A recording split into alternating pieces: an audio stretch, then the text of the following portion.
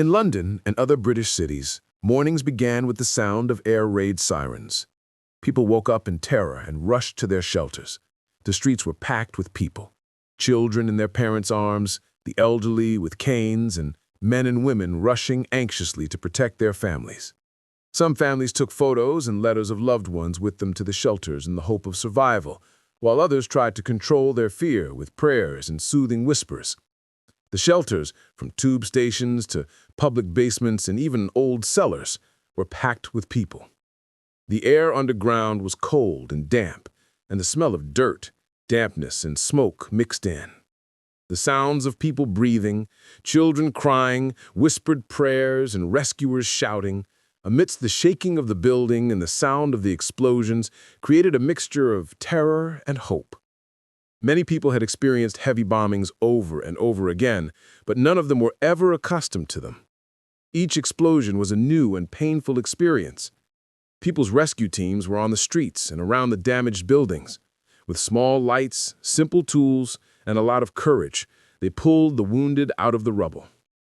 Every minute, a small decision could save or lose a life. Small children, crying in fear, were hugged by civilian men and women, trying to keep their spirits up. The rescuers, some retired and some young, continued to work without interruption, even when they themselves were in danger. Meanwhile, air defense personnel were on standby in watchtowers and radar stations. Radars detected enemy aircraft and sent commanders precise information about the altitude, speed, and direction of the bombers. Spitfires and Hurricanes were in the air ready to engage the enemy. Every air battle was a combination of tactics, courage, and quick decision-making. And the pilots knew that the slightest mistake could be fatal.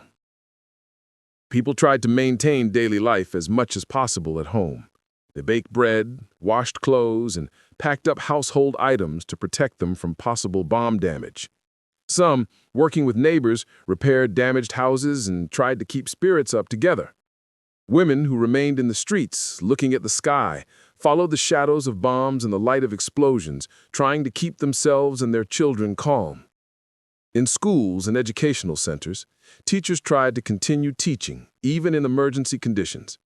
Children in the corners of classrooms or shelters looked at each other with excitement and fear, heard stories of bombing and the heroism of pilots and civilians, and faced the reality of war up close. At every moment, life and death were side by side, and people learned how to cope with fear, pain, and loss. War correspondents and photographers tried to record critical moments.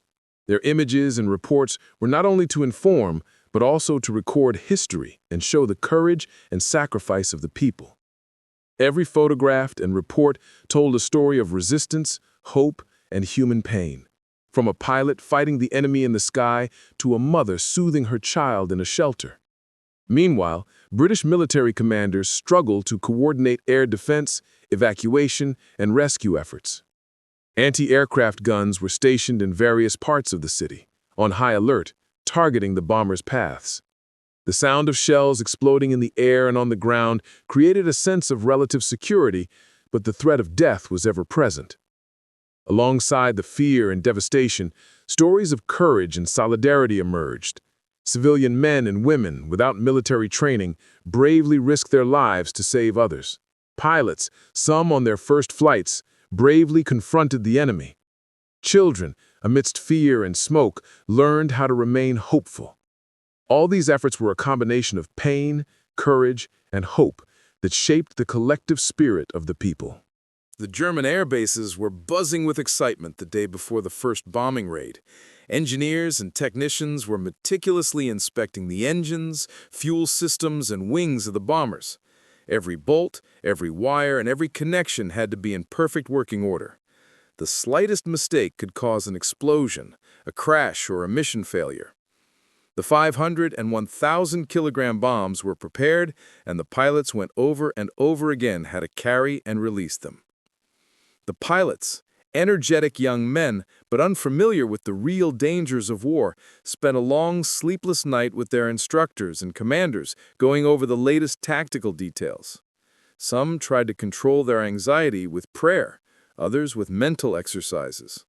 They knew that the mission was not just a flight, but the beginning of a long period of aerial combat and human disaster.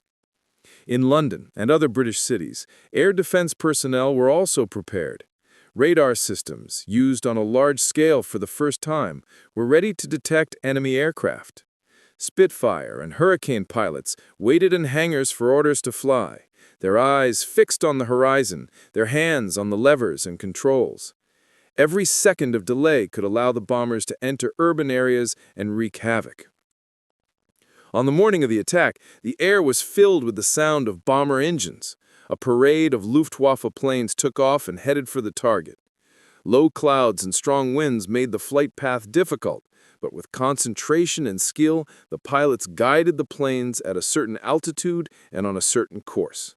The roar of the engines, combined with the sound of the pilots' hearts, created an atmosphere of anticipation and anxiety.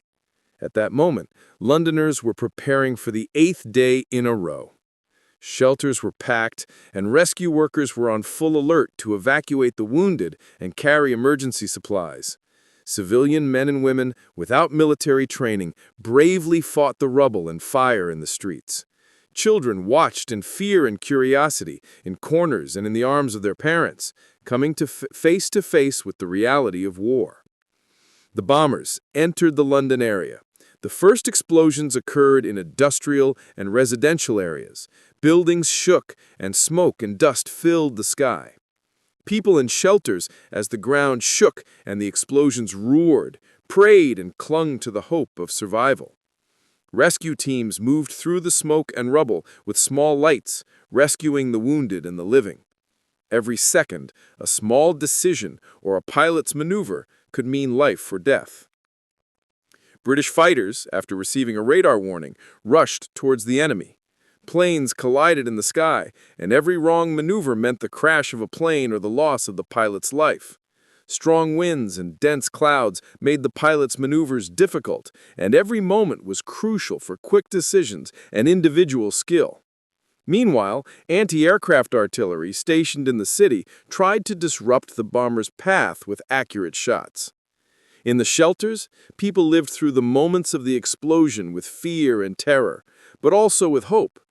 Each explosion showed a combination of pain, horror, and human courage. Children and the elderly, women and men, each in their own way, tried to control fear and survive. Amidst the chaos, reporters and photographers captured historic moments, images of devastation, sacrifice, and bravery that would inform generations of the reality of war. At the same time, British military commanders worked tirelessly to maintain coordination between fighter planes, anti-aircraft guns, and rescue teams. Momentary tactical decisions saved thousands of lives and influenced the course of the war in the early days. German and British pilots, each with courage and concentration, continued to perform their duties amidst the explosions and smoke. And the battle in the sky was a combination of courage, strategy, and absolute danger. This part of the story is not just the beginning of the air raids, but a true demonstration of courage, terror, and human resilience in unprecedented circumstances. The people, pilots, and defense forces were facing death and destruction at every moment, but with determination and solidarity, they tried to survive and maintain hope. In the spring of 1940, the skies over Europe were heavy and threatening. Dark clouds hung over the cities and villages, and cold winds stirred leaves and dust in the streets. At German air bases, engineers and pilots were meticulously making the final preparations. Hundreds of Luftwaffe bombers were lined up in neat rows, their engines warmed up, their wings meticulously checked. Every bolt and every control wire was checked over and over again because the slightest flaw could turn the mission into a human and strategic disaster. The pilots, mostly young men between 18 and 22, were ready to fly with eyes full of excitement and fear. Some of them were on their first missions, and at any moment they felt that death was just a mistake away. Shaking hands moved on the engines, bombs, and levers, but their will was stronger than fear. With binoculars and large maps, senior commanders scanned the flight paths and strategic targets, Britain's industrial cities, airports, train stations, and ammunition depots. Meanwhile, in London and other British cities, people began to notice the heavy shadow of the sky. Air raid sirens sounded again and again. Shelters and subway stations were packed. Families huddled in fear and anxiety, children in their parents' arms, old people with canes, and women struggling to keep calm. People knew that this was only the beginning of a long period of aerial bombing, and no one could know where the next bomb would land. At British bases, pilots and ground crews were on high alert. Every plane was inspected, every bomb and ammunition rechecked. Engineering teams worked around the clock to ensure that the engines, wings, hydraulic systems, and fuel tanks were intact. Pilots scanned flight plans and enemy defenses with concentration and anxiety. At any moment, German interceptors could be on the way, turning the mission into a living nightmare. In the cities, people tried to maintain daily life. They baked bread, washed clothes, and packed up, all the while feeling the roar of the bombers' engines and the shaking of the buildings. Some families took photographs and letters with them to the shelters as a reminder of life before the attack. The women who remained in their homes looked out the windows and followed the shadows of the bombs across the sky, their hearts filled with fear and hope. Meanwhile, German commanders determined flight paths and altitudes, focusing on the smallest details. The wind, the clouds, the position of the interceptors, the shelters, and even the traffic on the streets were all calculated. The pilots, staring at the horizon, tried to anticipate every maneuver and change of course. Some praying, others trusting in their own skills, were ready to begin the first bombing runs. The roar of the bomber engines accompanied the sound of hearts in the bases and cities. Everyone knew that at any moment, terrible explosions could change the lives of thousands of people. But in the meantime, the will of the pilots, the courage of civilians, and the efforts of defense personnel illuminated the first signs of resistance and hope in the hearts of the people. Within hours of the first attacks, cities were slowly disappearing under smoke and ash. The streets were filled with rubble, broken glass, and smoke. Buildings that had once been places of life and work were now piles of rubble. The sounds of explosions and sirens still rang in people's ears, and fear hung over the city like a heavy shadow. Amid the devastation, people were trying their best to rebuild their lives. Civilian men and women, some armed with shovels and picks, some with their bare hands, searched for survivors. Children, even at a young age, participated in this work, with eyes full of fear and curiosity, learning how to survive in inhuman conditions and help others. Rescue teams moved through the smoke and ash with small flashlights and basic equipment. Every minute, a decision could save or kill someone. The elderly and wounded were taken to shelters or medical facilities by these teams. In many places, people had to walk dangerous paths through half-destroyed buildings and burning streets to help others. In the sky, fighters were still fighting enemy bombers. Each encounter was a combination of tactics, skill, and courage. British planes tried to disrupt the enemy's path, and anti-aircraft artillery fired accurately. But the volume of bombs and the sheer number of enemy aircraft put enormous pressure on the air defenses. The pilots, young and inexperienced, risked their lives at every moment amid the explosions and smoke. In the shelters, people tried to maintain calm, terrified and anxious, but also hopeful. Each explosion told a story of human pain and courage. Families sat together, children were in their parents' arms, and the elderly, with worried eyes, tried to stay calm. Women who remained on the streets helped rescuers and the injured despite the risk of another explosion, sometimes risking their own lives. In schools and public centers, teachers tried to calm and educate children, even in emergency situations. Some classes had been moved to shelters, and lessons continued amidst the shaking of the ground and the sound of the explosion.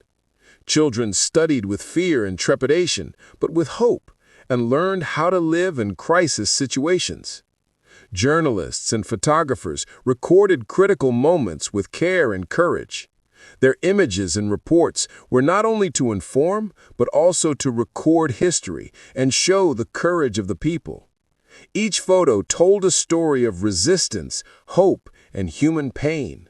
A pilot fighting in the sky, a mother holding her child, people rushing to help each other through the rubble.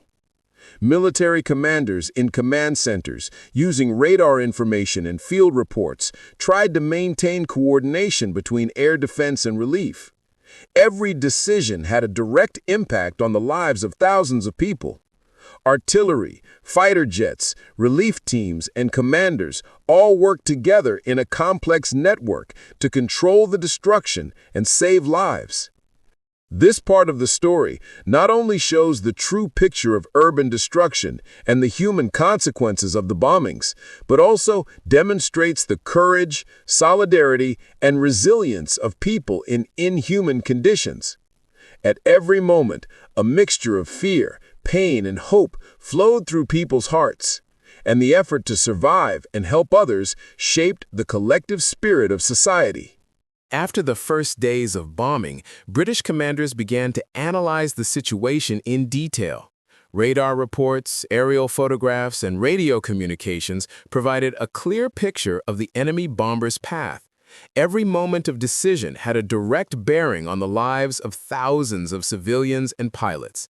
Strategies were revised, defenses were reinforced, and fighter flight paths were optimized to provide the greatest possible protection for the city and its people. Meanwhile, engineering and rescue teams were working in the damaged streets and buildings. Despite the risk of further explosions, they were clearing away debris, transporting the wounded to medical facilities, and opening emergency routes. Civilian men and women, without any formal training, worked alongside these teams. Some with shovels and picks, some with their bare hands, tried to save the lives of others.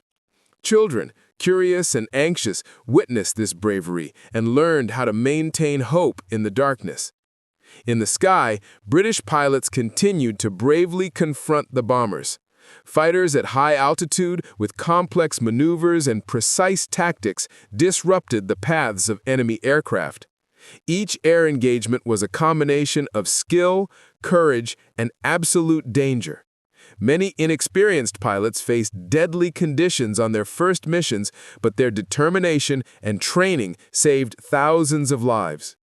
Meanwhile, city command centers, with the help of radar systems and communication networks, tried to maintain coordination between anti-aircraft artillery, fighters, and rescuers. Every momentary decision could change the course of the battle and the lives of the people. The artillery fired accurately and disrupted the bomber's path, but the volume and intensity of the enemy's attacks put enormous pressure on the defense.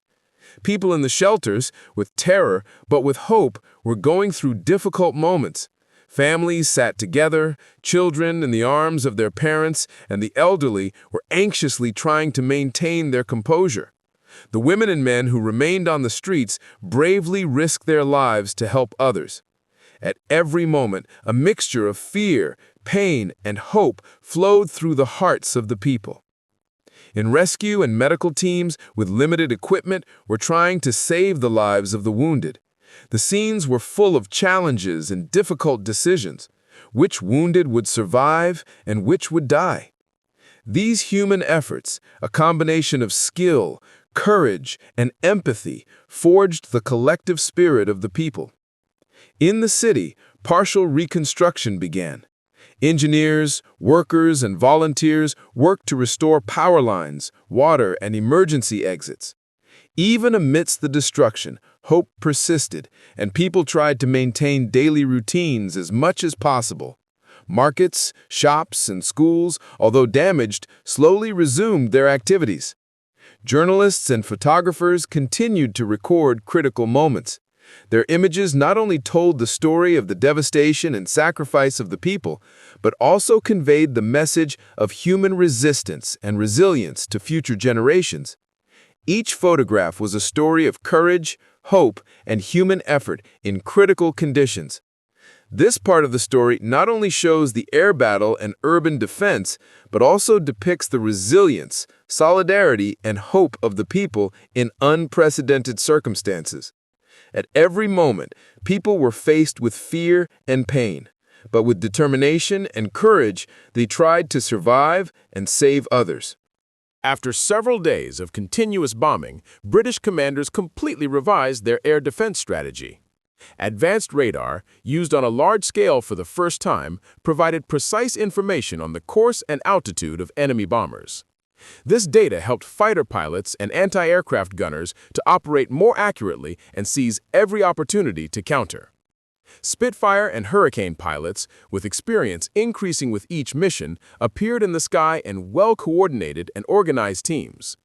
They disrupted the course of German bombers and escort fighters with complex maneuvers. At low altitude, anti-aircraft guns fired with astonishing accuracy, trying to divert the enemy aircraft and prevent the bombs from reaching the heart of the city. On the ground, civilians were still resisting in shelters and on the streets. They braved the explosions and fire with courage and resilience. Volunteer men and women, children, and the elderly all participated in this collective effort in some way. Families sat together. The wounded were transported by rescue teams, and field medical centers continued their activities. With each explosion and each warning siren, people gained more experience and courage. They learned how to cope with fear and help others even in critical moments. In the meantime, teachers and nurses calmly and carefully guided the children and patients, giving them hope and reassurance and maintaining the collective spirit. Military commanders, analyzing data and field reports, reviewed the flight paths of the fighters and identified the enemy's weak points. They decided to use a variety of tactics: fighter escorts to divert the bombers, change the approach routes, and use anti-aircraft artillery to create a no-fly zone. This careful coordination shot down several bombers and disrupted the bombing route. Meanwhile, the enemy bombers also came into action with new strategies. They formed large groups, chose unexpected routes, and tried to bypass the anti-aircraft artillery by flying at high altitude. But the British pilots and artillery, with increasing experience and coordination, anticipated every enemy maneuver and acted with precision. Partial reconstruction continued in the city. Engineers, workers, and volunteers rebuilt power lines, water lines, and emergency crossings. Even amidst the devastation, markets and schools tried to resume their activities, showing that life went on. The hope and resilience of the people were the driving force behind the reconstruction and resistance. Reporters and photographers continued to record critical moments, images of courage, hope, and human pain that would introduce future generations to the reality of war. Each photo and report told a story of the resistance of the people, the military decisions, and the bravery of the pilots, showing how even in the darkest moments, people tried to survive and help others. This part of the story not only shows air combat and urban defense, but also the power of resilience, solidarity, and human skill in critical situations. Every moment was a combination of danger, courage, and hope, and the effort to protect the city and its people provided the driving force to continue the resistance. Days and nights continued, and the smoke and dust of the bombings covered the cities. Buildings were still half destroyed, the streets were full of rubble, and the people were full of anxiety and fear. Military commanders and rescue teams tried with all their might to save the lives of those who had survived. At any moment, a decision could change the fate of hundreds of people. Moving the wounded, finding safe shelters, and guiding families through the destruction required a combination of skill, courage, and human resourcefulness. Soldiers and pilots were still in the sky. Fighter jets were carefully and focused on disrupting the enemy bombers, and the city's anti-aircraft artillery was ready to fire at any moment. The psychological and physical strain on the pilots and defense forces was enormous, but training, coordination, and human motivation forced them to continue the mission. In some areas, industrial cities were badly damaged, and commanders were forced to rebuild defenses and move troops to sensitive areas. On the streets, people were still struggling to survive. Volunteer teams, without any formal training, transported the wounded and injured to medical facilities. Women, men, and children participated in this collective effort, demonstrating their courage. At any moment, there was the possibility of new explosions or falling debris. But the will to survive and help others was the driving force that kept people going in critical situations. Initial reconstruction began under the supervision of engineers and commanders. Power lines, emergency crossings, and relief centers were trying to restore some of the daily life. Even schools and markets in safe areas resumed their activities, giving people and children a sense of hope and continuity. This resilience was a combination of courage, solidarity, and human will that maintained the collective spirit of the community. Journalists and photographers, with boldness and precision, recorded critical moments and the courage of the people. Their images not only showed the devastation and disaster, but also conveyed a message of resistance and hope to future generations. Each photo and report, a combination of the efforts of military forces, rescuers, and civilians to save the lives of others, showed that even in the darkest moments, humans can maintain courage and solidarity. The international community also began to respond. Allied countries tried to reduce the burden by sending medical equipment, logistical support, and volunteer forces. Messages of support and empathy from governments and people of other countries helped to keep the spirits of the affected people alive. This international coordination showed that war was not limited to battlefields, but that human solidarity also played a vital role. Meanwhile, military analysts and commanders learned valuable lessons from the attacks. Air defense weaknesses, urban vulnerabilities, and the best protection and evacuation routes were carefully studied. This information was vital for better defense in subsequent attacks and reducing human losses. Strategies were reviewed and defense forces were optimized to respond more quickly and effectively to the bombings. This part of the story shows that even after the most intense airstrikes, the effort to save lives, rebuild, and maintain hope continues. Courage, solidarity, and human resilience in the face of destruction are the forces that not only save lives, but also keep the spirit of society alive. At every moment, a mixture of fear, hope, and courage flowed through people's hearts, showing that humanity endures even in the darkest times. After weeks of air raids, British commanders decided to completely rework their defensive strategy. Analysis of radar data, aerial photographs, and field reports provided a complete picture of the enemy bombers' paths and the vulnerable points of the city. Based on this information, defensive routes, fighter positions, and anti-aircraft artillery were readjusted to disrupt enemy bombing with precision and speed, while maximizing civilian life. The pilots had become more experienced. With coordinated tactics and complex maneuvers, they forced the bombers to change course and separate from the main groups. The fighters not only disrupted the enemy's path, but also tried to prevent the bombs from reaching sensitive areas. Anti-aircraft guns were positioned with precision fire, where they would have the greatest impact, and each shot showed a combination of skill, foresight, and courage. On the ground, civilians continued to resist. Volunteer teams evacuated the wounded and secured shelters despite the risk of repeated explosions and falling debris. Men and women, children, and the elderly all contributed to this collective effort. Families, together, with fear and hope, tried to maintain daily life as much as possible. Teachers and nurses calmly and tactfully guided children and the sick, maintaining the collective spirit.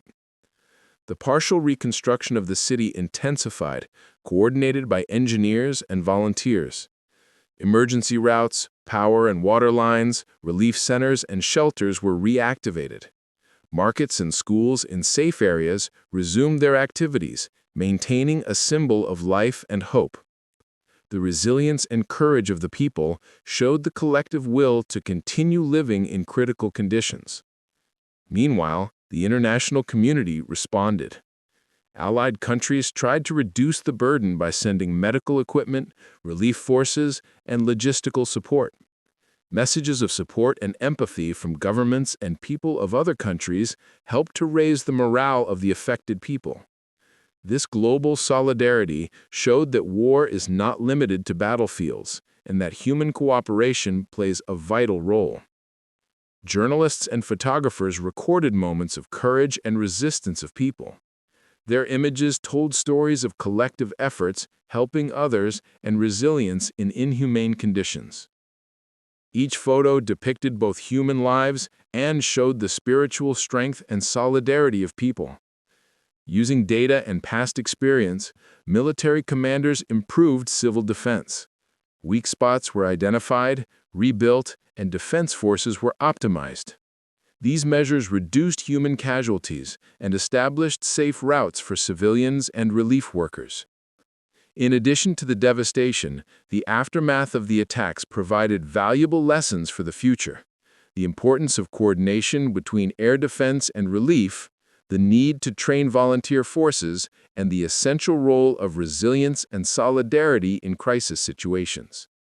This episode shows that even after the most severe airstrikes, people are able to preserve life and hope through courage and collective will. As the intense airstrikes drew to a close, the cities and target areas, though devastated, continued to show signs of resilience. Military commanders, using accurate radar information and analysis of enemy tactics, made their final strategic adjustments. Fighter flight paths, artillery emplacements, and civilian evacuation routes were readjusted to provide the greatest protection for civilians and relief workers. Highly experienced pilots no longer focused solely on countering bombers. They also managed interception operations, directing enemy groups into sparsely populated areas and preventing bombs from reaching the heart of the city. Each mission was a combination of momentary decision-making, courage, and skill that saved thousands of lives. With the guidance of their commanders and practical experience, the novice pilots were able to hone their courage and skills and become an effective force in air defense. On the ground, civilians continued to face the threat of explosions and debris, but their resilience and courage were commendable. Volunteer teams, even with limited equipment, transported the wounded, secured shelters, and kept emergency routes open. Women, men, children, and the elderly all played a role in establishing and maintaining order and helping others. Families, with fear and hope, tried to resume daily life. The reconstruction and repair of buildings and infrastructure accelerated with the cooperation of engineers, workers, and volunteers. Power lines, water, and relief centers were restored. Markets, schools, and service centers in safe areas began to operate, providing a sign of life and hope for the people. The collective spirit and will of the people to continue living were the strength of this unprecedented resistance. At the same time, the international community continued to respond. The sending of medical equipment, relief forces, and logistical support by allied countries was a great help in reducing the pressure and boosting the morale of the affected people. Messages of empathy and support from governments and people around the world provided hope and motivation for the local people who were still living amidst the ruins. Journalists and photographers recorded the courage and resilience of the people. Their images told stories of resistance, cooperation, solidarity, and human courage. Each photograph symbolized the spiritual strength and solidarity of the community in times of crisis, sending a message to future generations that humanity and hope can survive even in the darkest moments. The aftermath of the airstrikes, in addition to the devastation, provided valuable lessons for the future. The importance of coordination between air defense and relief, the vital role of volunteer forces, and the resilience and solidarity of the people in the face of crisis. These lessons became the foundation for strengthening resistance to future attacks and saving civilian lives. This section shows the culmination of collective effort, strategic coordination, and human resilience. Even when life seemed at risk of complete destruction, the will, courage, and solidarity of the people kept the cities alive and brought the path of air defense and relief closer to success. As the intensity of the airstrikes subsided, the cities and target areas, though still devastated, calmed down, providing an opportunity to assess the damage and rebuild. Military commanders meticulously analyzed the strengths and weaknesses of their defense strategy. Information from radar, field reports, and aerial imagery provided the basis for future plans to organize a more effective defense against possible future attacks. The reconstruction of the cities began. Engineers and workers, along with local volunteers, worked to rebuild the damaged infrastructure. Power lines, water, transportation routes, and service centers were restored. Dilapidated or damaged buildings were repaired, and emergency shelters were rebuilt to be better prepared for similar crises in the future. Schools and markets resumed their daily activities, symbolizing the continuity of life and hope. The people, in a spirit of resistance and solidarity, continued their role in the reconstruction. Men and women, the elderly and the young, children and adults, all participated in the collective effort to restore daily life to the city. The experience of resisting airstrikes taught future generations that resilience and human cooperation can overcome fear and destruction. After weeks of grueling missions, pilots and defense forces had the opportunity to rest and rebuild their equipment. The experiences gained in this battle helped train a new generation of pilots and air defense forces, demonstrating that strategic coordination, the use of new technologies, and the collective spirit of the people are the keys to success in critical situations. The human repercussions of the attacks were also seen on a global scale. Allied nations helped rebuild the affected areas by sending medical aid, equipment, and logistical support. Messages of empathy and support inspired the local people and showed them that the world outside the city borders was also concerned about their situation. This global collaboration illustrated the importance of human unity and response to crises. The images and reports recorded by journalists and photographers told stories of courage, hope, and solidarity for future generations. These documents showed both the devastation and human tragedy and the power of human resistance and resilience.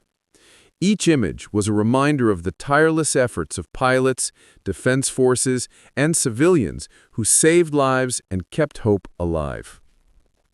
The historical lessons of the airstrikes, from the importance of coordinating air defense and relief efforts to the vital role of volunteers in community resilience, were made abundantly clear. These experiences taught both military and civilian forces that careful planning, training, team spirit, and solidarity can save lives and prevent society from collapsing, even in the most dire of circumstances. In the end, this story was not just about destruction and disaster, but also about hope, courage, and human resilience. Even in the midst of bombing and fire, people were able to resist, help others, and build a better future. This final section demonstrates the triumph of the human spirit, collective cooperation, and valuable lessons of history that future generations can benefit from. At the end of this journey into the darkness of history, perhaps only one thing is clear. War has no heroes, only tired, abandoned, and longing humans. All those armies, commanders, and flags eventually crumbled to the ground. What remained were the sounds of screams that were lost in the wind. We may think the past is over, but its traces are still in people's eyes, in black and white photos, in cities that were rebuilt, in the silence of soldiers who never returned. This history is not just a story of bullets. It is a story of humans. Humans who both build and destroy. If this video made you think about peace for even a moment, it has fulfilled its mission. The like or subscribe button may seem small, but every click you make helps the voice of awareness be heard louder, because the world still needs to be remembered. We may not be able to change the past, but we can learn from it. Learn that no victory is worth a mother's tears. Thank you for being with us until this moment. Until the next video, remember humanity. At the end of this journey into the darkness of history, perhaps only one thing is clear. War has no heroes, only tired, abandoned, and longing humans. All those armies, commanders, and flags eventually crumbled to the ground.